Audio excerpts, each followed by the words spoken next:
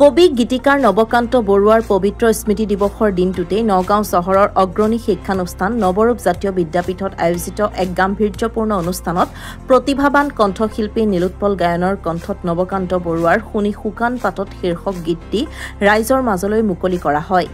কবি গীতিকাৰ নৱকান্ত বৰুৱাৰ স্মৃতি দিৱসৰ লগত সংগতি ৰাখি উন্মোচন কৰা হয় এই সুন্দৰ গীতটি। এনজি ক্ৰিয়েশ্যনৰ প্ৰযোজনাত মুকলি হোৱা গীতটিৰ সুৰ আৰু সংগীত পৰিচালনা কৰে বিশিষ্ট শিল্পী তথা আকাশবাণীৰ স্বীকৃতিপ্ৰাপ্ত সুৰকাৰ গীতিকাৰ দীপক কুমাৰ শৰ্মাই। নৰূপত সজাই তোলা গীতটি অসমবাসীক আঁকোৱালি ল'বলৈ আহ্বান জনাইছে কণ্ঠশিল্পী নীলোৎপল গায়নে। অনুষ্ঠানত বহু সংখ্যক গণ্যমান্য ব্যক্তি উপস্থিত থাকে। নগাঁৱৰ পৰা হিমাংশু কাকতিৰ ৰিপৰ্ট, লেংডন বাতৰি।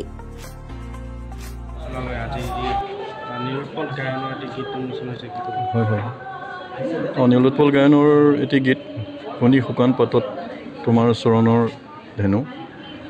এই গীতটো নৱকান্ত বৰুৱাদেৱে লিখা গীত আৰু গীতটো মই সুৰ কৰিছোঁ আৰু সংগীত কৰিছোঁ আৰু সংগীত ব্যৱস্থাপনা অভিষেক ধৰে কৰিছে গীতটোত। খুব ভাল হৈছে গীতটো, খুব ভালমতে গাইছে আমাৰ নীলোৎপলে আৰু কিবা খুব ভালমতে গাইছে। আজি কবি নৱকান্ত বৰুৱাদেৱৰ স্মৃতি দিৱস, গতিকে আজিৰ এই শুভ ক্ষণতে তেখেতক সুঁৱৰি তেওঁৰ এটি গীত নতুনকৈ ৰেকৰ্ডিং কৰা হ'ল, আজি উন্মোচন কৰা হ'ল। গীতটোৰ সুৰ কৰিছে আৰু সংগীত কৰিছে শ্ৰদ্ধাৰ দীপক কুমাৰ শৰ্মা ছাৰে, নগাঁৱৰ বিশিষ্ট বাঁহীবাদক, অনাতাঁৰ এগৰাকী কম্প'জাৰ হয়।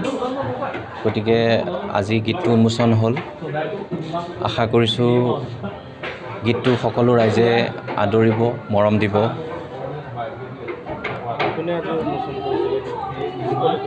উন্মোচন কৰিবলৈ আমি নগাঁৱৰ বিশিষ্ট কেইবাজনো ব্যক্তিক আমি আমন্ত্ৰণ কৰিছিলোঁ।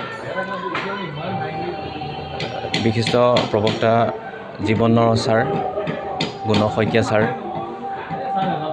সচিব মুনীন্দ্ৰ শইকীয়া, নৱৰূপ জাতীয় বিদ্যাপীঠৰ বিশিষ্ট সংগীত শিল্পী ৰঞ্জন বেজবৰুৱা, লগতে বিশিষ্ট লোকগীতৰ সাধক গৌৰী মহন্ত বাইদেউ, এই কেইগৰাকী ব্যক্তিৰ দ্বাৰাই আজি গীতটো উন্মোচন কৰা হ'ল।